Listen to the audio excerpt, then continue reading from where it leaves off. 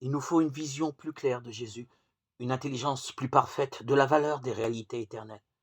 Il faut que la beauté de la sainteté remplisse le cœur des enfants de Dieu.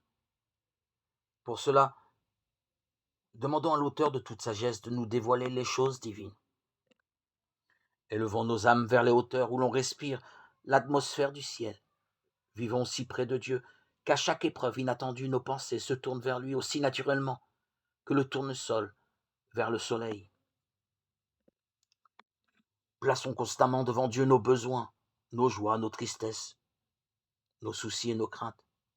Nous ne le fatiguerons pas, nous ne pourrons jamais le lasser.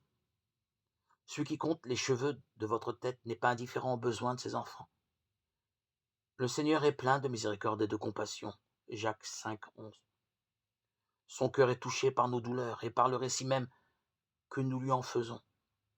Apportons-lui tous nos sujets de préoccupation. Rien n'est trop lourd pour celui qui soutient les mondes et dirige l'univers. Rien de ce qui touche à notre paix ne lui est indifférent. Il n'est pas dans notre vie chrétienne de chapitre trop sombre pour qu'il en prenne connaissance, ni de problèmes si troublants qu'il n'en trouve la solution. Nulle calamité ne fond sur le moindre de ses enfants, nulle angoisse ne torture son âme, nulle joie ne le ranime, nulle prière sincère ne monte de ses lèvres sans que notre Père céleste y soit attentif et y prenne un intérêt immédiat. Il guérit ceux qui ont le cœur brisé et il pense leurs blessures.